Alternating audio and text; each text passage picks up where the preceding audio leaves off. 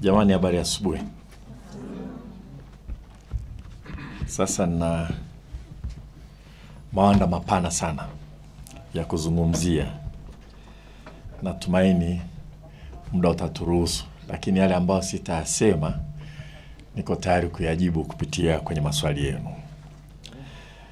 Kwanza nianze tu kwa introduction, kwamba tukumbuke nchi zote duniani msingi wake mkubwa wa maendeleo ni elimu, ni sayansi, ni teknolojia. Kwa uwekezaji katika maeneo haya kwa kweli unakuwa ni kichocheo kubwa sana cha maendeleo ya nchi.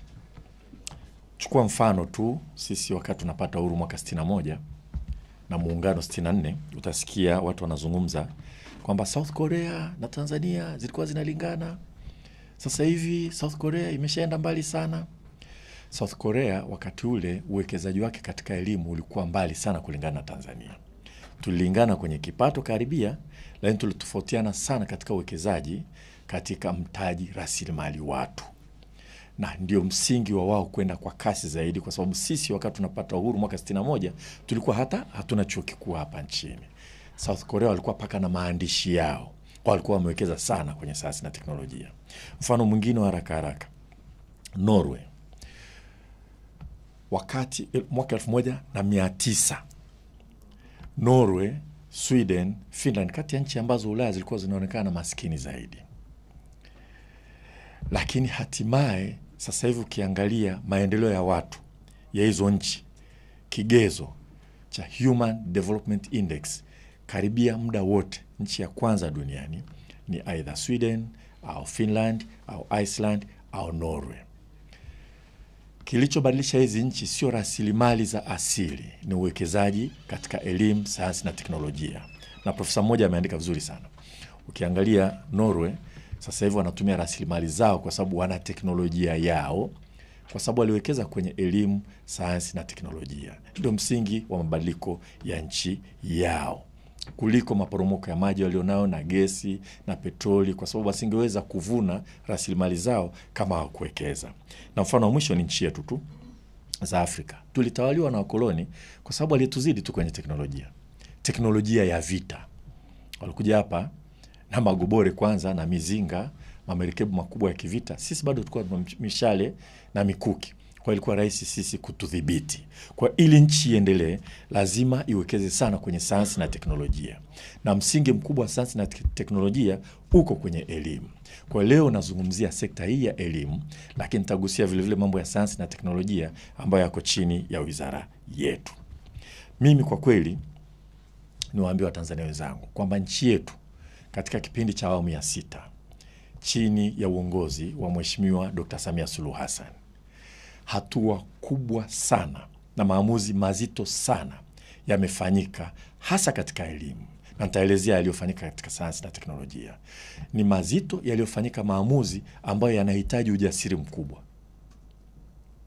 Tarehe 1 mwezi wa 2 mwaka huu, Rais wa Jamhuri ya Muungano wa Tanzania, Mheshimiwa Dr. Samia Suluhu Hassan, alizindua sera ya elimu na mafunzo. Sera hii inaitwa Sera ya Elimu na Mafunzo ya 2014 toleo la 2023. Kwa kifupi wewe sema tu sera ya elimu au sera ya elimu na mafunzo. Rais wetu alizindua sera hii ambayo ina mabadiliko makubwa kwenye mfumo wetu wa elimu ambao nitaeleza. Na utagharimu nchi yetu fedha nyingi. Itaendelea kuhitaji uwekezaji mkubwa sana. Kwa nini watu wengi, sio wa Tanzania tu, hata wadau wa maendeleo wananong'ona, wanaambia rais wenu ni jasiri. Katika kipindi ambacho serikali inawekeza katika miundombinu kama reli SGR, kama bwawa la Mwalimu Nyerere kulimalizia, kama ujenzi wa mabarabara, daraja la Busisi, ukiangalia mjini nchi nzima utakuta barabara zinafumuliwa, zinajengwa vizuri zaidi. Nenda Kia pale Moshi, ukienda Dar es Salaam barabara hizo zinatengenezwa. Kila kona ukienda mjini ujenzi mkubwa unaendelea. wananiambia kama ambavyo Watanzania wanasema, huu ujasiri wa kuagiza sera hii itekelezwe ni ujasiri mkubwa sana kwa rais wetu, kwa sababu utahitaji rasilimali nyingi. Rasilimali fedha, rasilimali watu na nguvu nyingi za kusimamia utekelezaji wake. Na mimi jibu langu ni kwamba haya yalikuwa maelekezo ya rais wetu. Haya yalikuwa ni maono yake.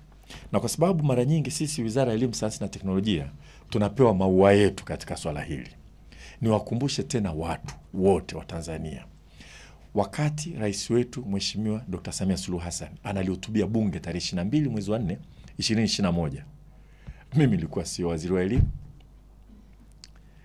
Profesa Nombo alikuwa sio katibu mkuu, manaibu katibu wakuu walikuwa hawapo. Maelekezo aliyoyatoa wakati ule yalianza kutekelezwa na yanatekelezwa. Kwa hiyo utekelezaji huu, mkitupa maua tunapokea, lakini ukweli haya ni maono ya rais wetu. Aliamua, aliagiza, alifuatilia, alisimamia na alizindua mwenyewe. Sasa tuende kwenye sera hili ambalo limefanyika, maamuzi mazito. Mfumo wetu wa elimu tulipopata uhuru ilikuwa hakuna elimu ya lazima.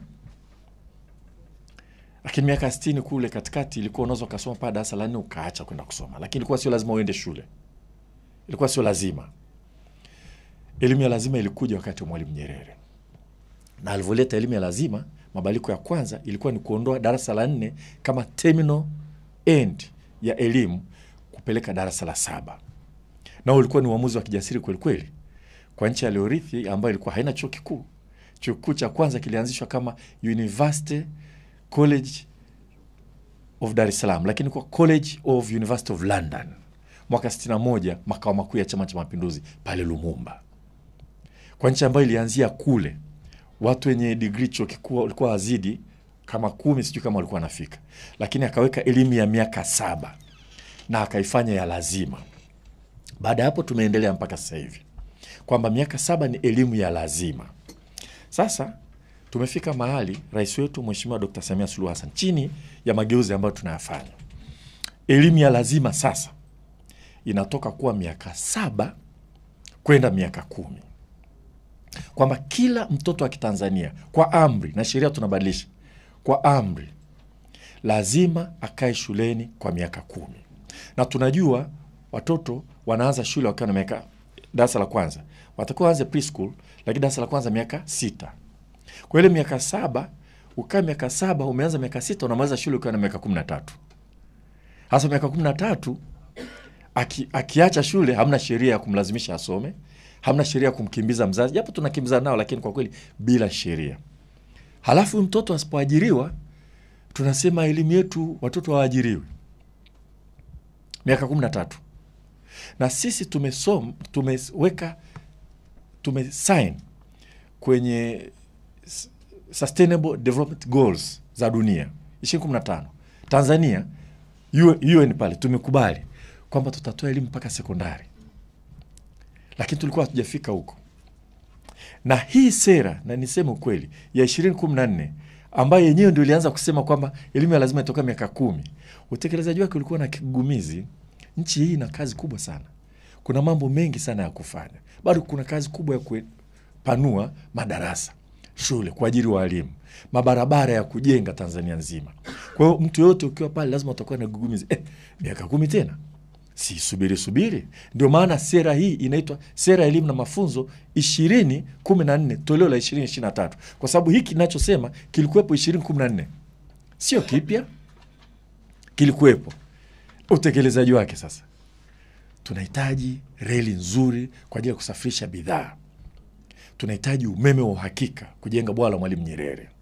Daraja la Busisi watu wanafahamu pale Mwanza.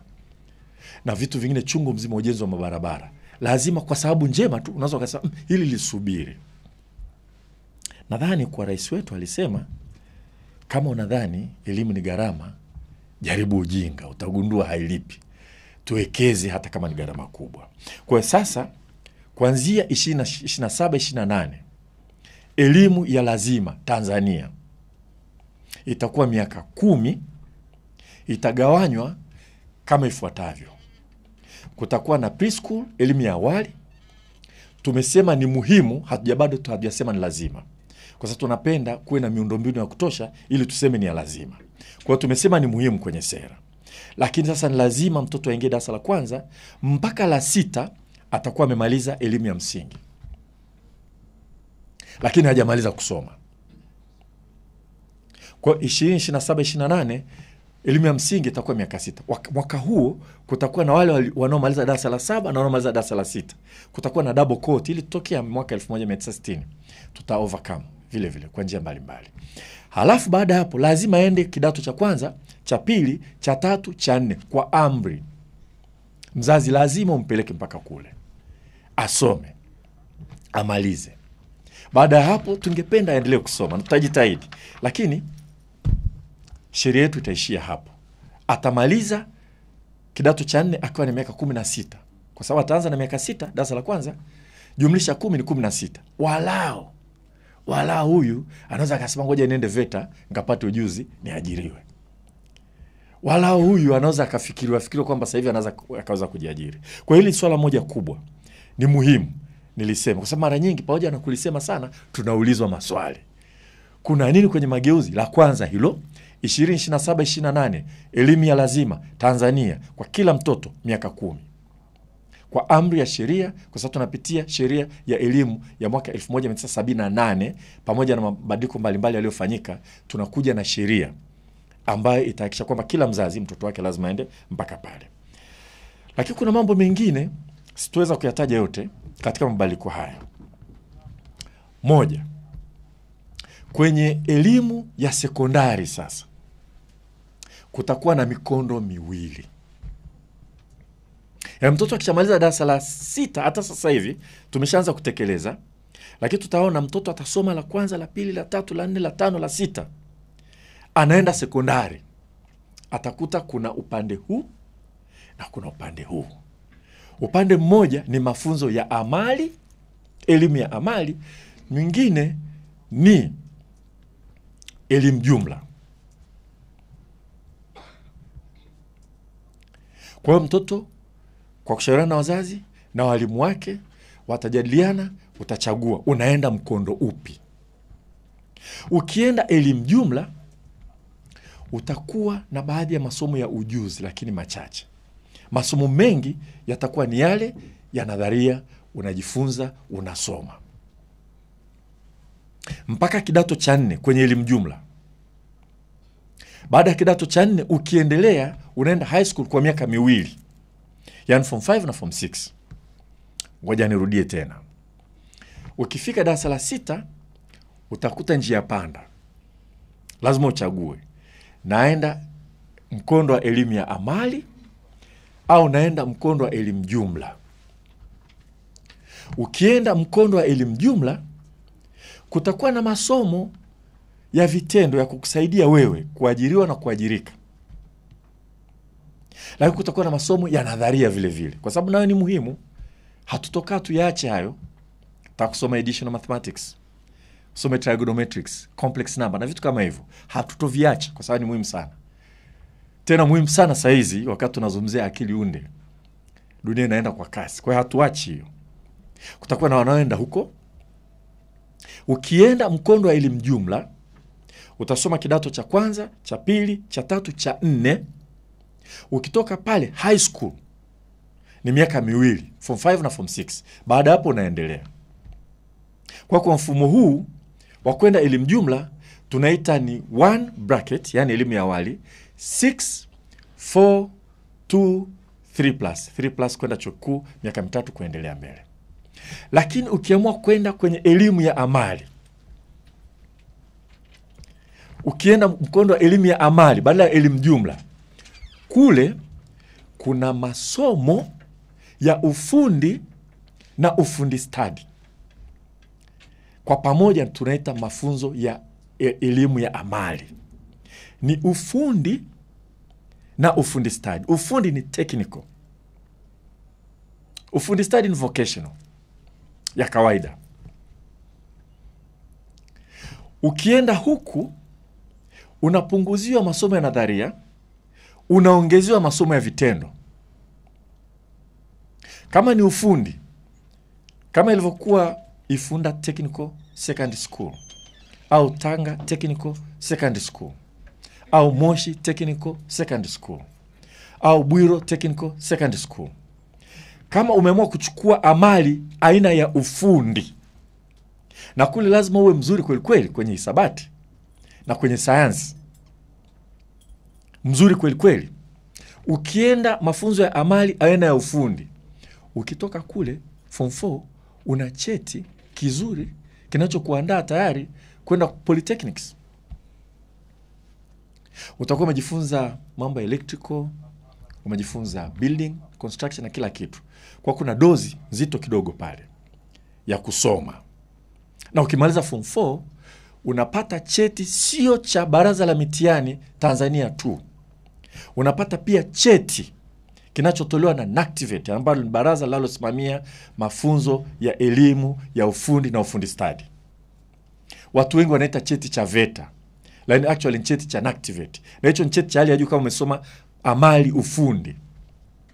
Ukimaliza pale, ukiingia mtaani kazi tayari. Na actually unaweza mwenyewe ukaanzisha consultancy yako kwamba unataka kujenga nyumba, mimi nakuja kufungia umeme. Ufundi wa magari utakuwa umejua. Na tutafundisha ufundi wa kisasa zaidi. Kwa hiyo tuna hatua mbalimbali tunazifanya. Lakini ukienda ukasoma elimu ya amali vocational, yani ufundi study, kule unaweza ukasoma michezo, sports academy. Kwa kule tuanze kuandaa vipaji vya mpira, tuweze kucheza, hata refa akijiunga na timu nyingine tuwafunge tu. Na mnaelewa nazungumza nini. Wengine wataenda kwenye musical academy, hata kujifunza muziki, kucheza na kadhalika na nini, kuimba, kusoma nota, ala na theory yake kidogo. Unaweza ukasoma kilimo. Sasa tulikuwa na shule za kilimo hapa nchini. Tulikuwa na Kilosa, tulikuwa na Kibiti na Ruvu, zile zilijengwa na Cuba. Lakini zile shule zilibaki kuwa ni shule zenye mashamba makubwa, vifaa vizuri, wanajifunza sana kilimo, lakini kilimo ya elimu jumla. Nafahamu hivyo, kakangu alisoma Kilosa. Sasa hivi tutakachobadilisha, ukienda kwenye kilimo kweli, tutahakikisha unaegemea zaidi kwenye vocational. Kukutrain kiasi kwamba ukimaliza form 4, ukiamua kwenda kwenye kilimo, we tayari utapata cheti, unaweza kaajiriwa kama mtaalamu wa kilimo. Unaweza kaenda kule ukajifunza uvuvi, mambo ya utalii na kadhalika, vocational, all categories, na ziko nyingi na tutaendelea kuziongeza. Kwa hiyo narudia tena, kwa sababu hili ni muhimu sana. Elimu ya sekondari sasa imegawanyika mikondo miwili, elimu jumla na elimu ya amali. Elimu ya amali ni ufundi na au ufundi study. Ufundi ni technical education.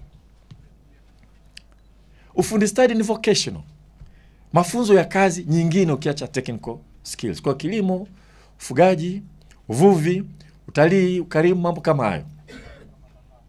Michezo, muziki, na kule tunakupunguzia masomo ya nadharia, tunakuongeza masomo ya vitendo. Lakini tumehakikisha kwamba hata ukienda mkondo wa amali, ukitaka kwenda high school ya miaka miwili unaenda. Ndio tunasema kwamba tumetengeneza mfumo nyumbufu, flexible. Kwa hiyo mzazi asidhani kwamba mwanangu akienda mfumo masomo ya amali basi ndio moja kwa moja. Akimaliza form 4 anaweza kusema yale masomo machache niliyosoma darasani naenda sasa kwenda kufanya form 5 na form 6 niendelee. Hiyo fursa ipo. Lakini kwa kawaida waliosoma mafunzo ya amali wakienda high school, wenyewe wataenda high school ya miaka hii 3. Watatoka na cheti cha Baraza la Mitihani cha form 6 na watatoka na diploma ya miaka 3. Kwa mfano, ukisoma mafunzo ya amali ufundi, halafu ukamaliza form 4, ukaamua kwenda sasa mafunzo ya amali, ufundi, form 5 na form 6, utasoma miaka 3, na nitafafanua baadaye. Utapata diploma. Tayari wewe ajira yako inakugonga, itakutafuta. Una diploma yako pale tayari na cheti cha form 6. Lakini unaweza kusoma ukamaliza na cheti cha form 6 na diploma ya kilimo. Unaweza kusoma ukamaliza cheti cha form 6 na diploma ya tehama. Unaweza kusoma ukamaliza cheti cha form 6 na diploma ya michezo. Unaweza kusoma ukamaliza form 6 na diploma ya music, ya kilimo, ya mifugo na kadhalika. Kwa hiyo kienda vocational, hivyo vingine vyote vya kilimo tulivyo navyo vya vyote viko chini ya Activate, vitakuwa transformed kwenye high school come colleges. Nchi nyingine ndio utasikia mtu anasema mtoto ameenda college, kumbe ameenda high school. Alafu akitoka ndio anaenda university. Sasa huo ndio mgawanyo. Tumeanza mafunzo ya amali, tushaanza kidogo kidogo. Tena kidogo sana. Na juzi bungeni kuna watu walisema msikimbize sana nini, wengine wanasema kimbiza sana. Tunaanza kidogo kidogo kwa sababu mafunzo ya amali yanahitaji uwekezaji mkubwa kuliko mafunzo elimu jumla. Uwezi wewe ukamwambia mtoto unaenda kusomea michezo, huna uwanja wa michezo, vifaa vya michezo, walimu wa kufundisha na kadhalika na kadhalika. Bora tuchelewe, lakini tukianza tuanze vizuri. Ukamwambia mtoto sasa tunakupeleka wewe kwenda kusoma mambo ya music, hamna vifaa vya music, hamna kinanda, hamna nini, hamna walimu wa music, hamna auditorium, hamna no. Kwa hiyo tumeanza kidogo kidogo, lakini tuna matumaini makubwa kweli kwamba tutapanua. Na huko mbele ya safari inshallah walao mafunzo ya amali yachukue nusu, elimu jumla achukue nusu. Ikibidi mafunzo ya amali yao ni zaidi kuliko elimu jumla. Lakini tukubali kwenda taratibu, tuende tukiroll out ili wazazi wawe na imani na mafunzo ya amali. Sasa katika hili, na hili niwaambieni, niseme kweli, wakati mwingine sisi tulioko Wizara ya Elimu, Sayansi na Teknolojia, tunamshukuru rais wetu kutuweka hapa wakati wa mambo haya. Kwa wale wanaosoma mafunzo ya amali, ufundi, tunawaandalia polytechnics. Zilikuwepo. Daatech ilikuwa ni Polytechnic College. Tumefanya haya learning institution. Yani kulikuwa na pressure dunia nzima, si kwetu tu.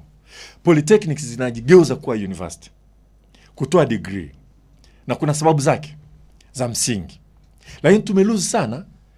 Watu wanakuja wanatafuta technicians hapa, hakuna. Wanatafuta mtu mwenye diploma anaweza kufanya kazi nzuri, hakuna. Kwa nini tunafurahi, tunamshukuru Mheshimiwa Rais kutuweka hapa kipindi hiki? Ni kwamba hapa tunavyozungumza tunaanza ujenzi wa polytechnics hapa nchini. Ningekuwa niko kwenye jimbo ningesema nikisetaja moja sawa moja, nyingine mbili mpaka watu wanachoka, lakini nitawaambieni. Tunajenga moja Mwanza, tunajenga nyingine Kigoma, tunajenga nyingine Mtwara, tunajenga nyingine Morogoro, na tutajenga moja Zanzibar. Pale ambapo tulikuwa na Daatech nchi nzima moja, na Dodoma. Pamoja na Dodoma imeshakamilika. Chuo cha Dodoma kinaweza kachukua wanafunzi 3,000. Chuo kimoja, siku moja nitaomba maelezo, tuende mkatembelee pale waandishi wa habari, muone chuo kipya brand new ambacho kimekamilika. Kwa hiyo tutakuwa na polytechnics. Badala ya Daatech wakati tulikuwa na moja, sasa hivi inaitwa Dar es Salaam Institute of Technology. Sasa hivi tutakuwa na moja Mwanza, tutakuwa na Kigoma, tutakuwa na Mtwara, tutakuwa na Morogoro, tunayo Dodoma, alafu tutakuwa na Zanzibar. Hizo ni 6. Kwa kweli tuko katika kipindi kizuri cha mabadiliko makubwa. Kuna kazi kubwa ya kupopulate hizi college na wakufunzi, lakini tuna mkakati ya kufanya hivyo kwa kushirikiana hata na mataifa mbalimbali kuhakikisha kwamba tuna wataalamu wa kutosha kwenda kufundisha. Kwa maana hiyo, hawa wanaoenda ufundi wakimaliza sasa hivi Dodoma itawapokea. Hiki Dodoma sasa hivi tumekishikiza na DIT. Lakini itakuwa polytechnics. Sasa jina tutalitafuta baadaye, labda Dodoma Polytechnical College. Tutakuwa na Mwanza au jina litatafuta jingine, Mwanza Polytechnical College, Kigoma Polytechnical College, Mtwara Polytechnical College, Morogoro Polytechnical College, na Zanzibar itapewa jina lake huko. Kwa haya mambo makubwa sana. Sasa hilo nilisema moja la mfumo wa elimu, na bado naweza kalizungumza kwa muda mrefu. Naamini mmelielewa. Tutakuwa na miaka 6 elimu ya msingi, miaka 4 sekondari. Sekondari hii imegawanyika sehemu mbili, upande mmoja elimu jumla, upande mwingine elimu ya amali. Amali ina kategori mbili kubwa. Moja ni ufundi, nyingine ni ufundi stadi. Ufundi stadi imebeba mambo, imesheheni mambo mengi. Unaweza kuwa na music academy, sports academy, agricultural school, hiyo mambo yote haya yanaweza kawepo kule. Elimu ya jumla ikimalizika high school miaka 2, ya amali high school, kama ni ufundi polytechnics, kama ni vocational yani elimu ufundi stadi. Hivi college tulizonazo Tanzania sasa hivi, sijui za mifugo, za kilimo na nini, hizo sasa ndio zitakuwa zinawapokea vile vile waliomaliza form 4 kwenda kupata cheti cha form 6 na diploma hapo hapo. Na hiyo itasaidia kuwajenga vijana wetu kwa namna fulani ya kuweza kwenda kufanya kazi, kuajiriwa na kujiajiri. Kwenye hilo nitazungumzia vizuri kidogo tukifika kwenye VETA. Sasa mengine aliyoko humu niseme haraka haraka, kwa sababu niko na hamu sana ya kulieleza. Alafu mmeniambia saa moja tu. Sasa hivi kuanzia form 1 mpaka form 4 kila mwanafunzi lazima asome somo la ujasiriamali. Somo la ujasiriamali, biashara.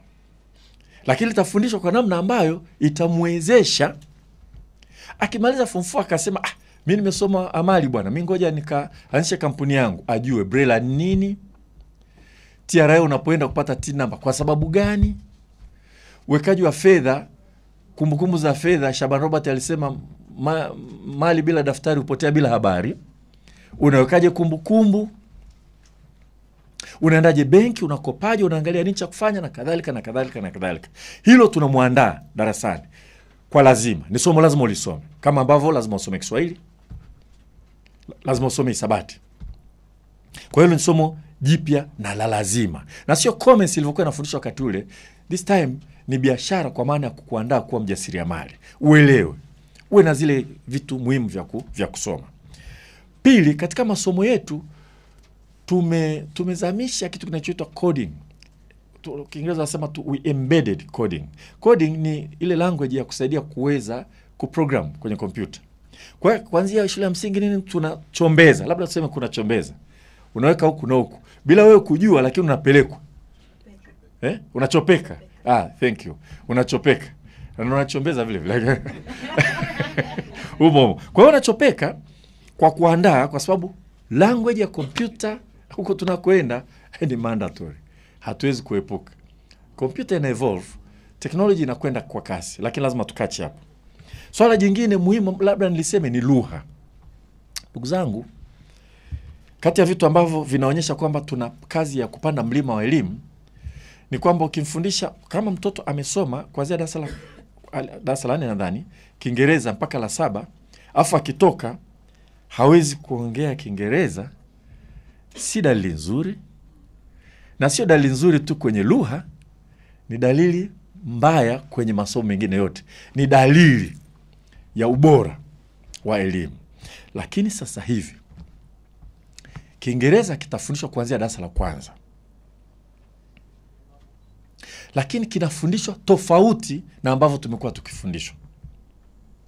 Unajua hata mimi wakati nasoma Kiingereza, vile vitabu vya kufundishwa sijui grammar nini kwa kweli vilikuwa so boring. Yani ni vigumu sana kujifunza Kiingereza kwa kutumia vile vitabu. Mimi nilikuwa na azima vitabu library ya hadithi za sungura, na chukua dictionary hapa, nasoma, najifunza kucommunicate. Sijui kupronounce vizuri, kama find nasema find. Sawa, lakini at least inaanza connect maneno na. Kwa hiyo sasa hivi tutafundisha Kiingereza kama language ya communication kwanza, kabla ya kwenda kwenye kanuni. Kabla kuanza kutumia muda mrefu sana past participle tense na vitu kama vile na grammar, ufanye iwe ni lugha alive, ya kuchangamka, ya kuomba maji. Kwa hiyo unavyosema kwamba umeenda Misungwi pale, hujui hata Kisukuma cha kuombea maji. Basi na sisi tunataka na Kiingereza uanze kwa kujifunza Kiingereza hata cha kuombea maji. Halafu tutajenga kwenye msingi huo ukimaliza darasa la 6 uwe tayari unaweza kucommunicate kwa language. Unavozidi kwenda ndio walao kanuni zinaanza kutengenezwa vizuri.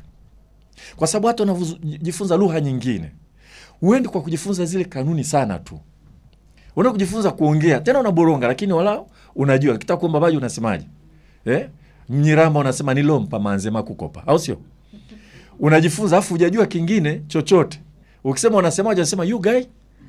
Hao ni Nyiramba. Kwa hiyo unajifunza language kwa kucommunicate kama vile ambavyo unajifunza Kimasai, kama unavyojifunza Kipare. Kwa sababu ukienda kujifunza kule sio kama unaanza kusema niambie past tense kwanza. Kwa hiyo tunajaribu kufundisha lugha kwa maana ya kulenga communication. Na tunafanya training na retraining ya walimu wetu. Na mikakati mingine ya kuhakikisha kwamba tunaboresha kwenye language ya Kiingereza. Sasa Kiingereza kwa kweli ni lugha ambayo huwezi kuiepuka, lazima ujifunze na lazima uwe na command.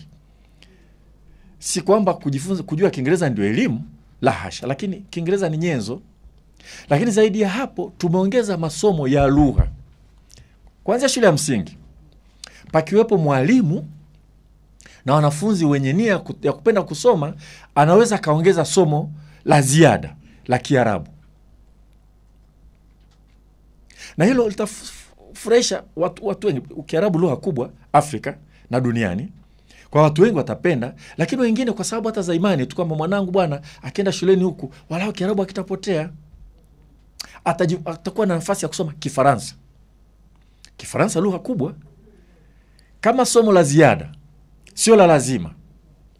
Na kama mwalimu yupo na wanafunzi wapo, na huko tunakokwenda tumekubaliana chuo cha Marangu kibadilisho baadaye kiwe ni college ya university ambayo imefocus kwenye language tu. Kwa sababu ndio ilikuwa kazi yake kuwe na maabara ya language. Tunatoa walimu pale ambao wanaweza kawa wakalimani. Kwa hiyo tutakuwa tunaandaa walimu vizuri zaidi kwenye language. Sasa nilienda pale Marangu nikakuta maabara imekufa, wanasema tunataka maabara ya physics. Nikamwambia ya nini? Stick to what you are doing. Specialize. Kwa language, maabara ya language inakufa, unataka maabara tofauti. Kwa kule wafundishe huko Marangu. Wafundishe Kiarabu, Kifaransa, Kispaniola, Kirusi, Kichina na kadhalika. Lakini kwa sasa hivi tumeanza Kichina, Kiarabu, Kifaransa. Ni lugha ambazo zitakuwa ni za ziada, masomo ya hiari. Mtoto atasoma endapo kuna mwalimu wa kufundisha na watoto wanataka kusoma. Itawasaidia kuandaa kujua lugha, na nchi yetu ni ya kitalii. Kwa kujua lugha nyingi itatusaidia zaidi sisi kuweza kudili na watalii vizuri zaidi. Kwa haya ni machache ambayo naweza kusema kwenye haya masuala ya sera na mitaala. Yako mengi zaidi, lakini ili niweze kuzungumza masuala mengine. Lakini katika haya yote swala kubwa zaidi ni kuandaa walimu. Kama mnavyoona na mmeona ziara rais wetu zindua Mpungusi kule Tukuyu, chuo cha walimu kingine Kigoma, rais mwenyewe Mheshimiwa Dr. Samia Suluhu Hassan ameenda kule. Vyuo vya walimu tunaviboresha, tunapeleka kompyuta, ujenzi unaimarika, na tunaanza kuvigawa sasa, vingine vinakuwa ni mafunzo ya amali kuhakikisha kwamba wanaweza katupeleka vizuri. Butimba sports, theater arts na kadhalika. Tunakuwa na vingine kwa ajili ya mafunzo ya amali kabisa. Huko tunaenda na walimu waliopo, tunaendelea na training and retraining. Pamoja kwamba tumebadilisha mitaala sehemu nyingine, wala si kwamba tumebadilisha sana, kwa sababu kama ni chemistry haijabadilika hivyo. Kuna kupanga tu how to deliver na kadhalika. Tunawakusanya walimu, tunawapitisha na kadhalika, lakini tutaendelea na kazi ya kuendeleza walimu kazini. Na hayo kwa kweli ni maelekezo mahususi ya rais wetu, kwamba walimu hawa sio tu mnakuwa na walimu nyinyi kazi yao ni kufundisha tu. Tengeni budget. Nisikie walimu wangu wametoka mashuleni, wameenda sasa kwenye kongamano na wenyewe, wanabadilishana mawazo, wanajifunza. Tunawapeleka walimu wakuu pale Adem, Bagamoyo. Walimu wengine kama mnavyoona, waandishi wa habari mtakuwa mnaona wakati mwingine wako Singida, wanakusanywa. Walimu watoke na wenyewe. Lakini wakitoka waenda kuongeza ujuzi. Na zile teachers resource centers tunazifufua chini ya TAMISEMI kuhakikisha kwamba bado kuna centers ambazo walimu wanaweza wakakommunicate. Kwa walimu kwa kweli hiyo ni commitment, na niwaambie walimu wanisikie, rais wetu alisema hii kada ya walimu endeleeni kuwekeza. Na hata ile ya kusema kwamba aenda kwenye mafunzo ni mchanganyiko wa vitu viwili. Kwenda kuongeza ujuzi na ukweli usemwe, na kutoka kidogo mazingira ya kazi na kwenda sehemu nyingine, kukutana na walimu wengine, kubadilishana mawazo. Na hilo walimu watakaonisikia ni maelekezo ya Mheshimiwa Dr. Samia Suluhu Hassan. Kwa bajeti ipo, itaendelea kuwepo, na kazi hii itaendelea kwa ajili ya walimu.